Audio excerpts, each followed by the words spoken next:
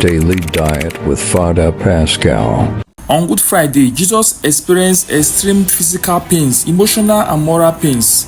This is because his trusted friends, his apostles, abandoned him. Judas sold him out. Peter denied him, and the rest of the apostles left him. They went into hiding. Just when Jesus needed them the most, he needed their help. They all failed him, and they went their ways. That was why, despite the news from reliable witnesses that he has risen and he is alive, they obstinately refused to believe. One of the reasons was because they were in fear of the Romans and the Jewish people. They were also afraid to face Jesus because of what they had done to him. But the way out is not to hide behind closed door, but to gather your broken self and seek for mercy. By a design of Pope St. Paul II, this Sunday is Divine Mercy Sunday.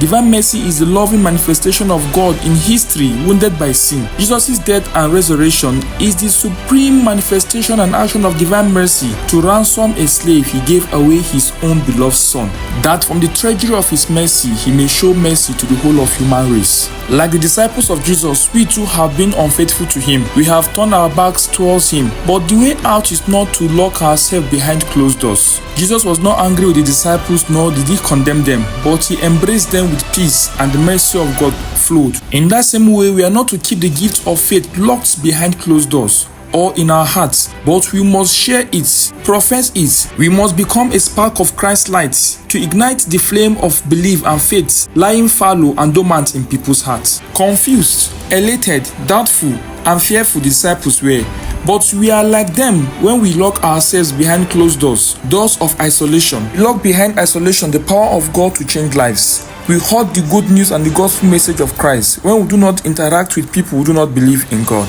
The doors of anonymity. If we relate to those who are around us but never fail to tell them that we are Christians, we deprive them of discovering what God has done in our lives, and we remain anonymous to the truth. Doors of superficiality. If we talk about worldly affairs, immorality, we cooperate with the world's intention to ignore God and to displace him and any subject that has to do with him.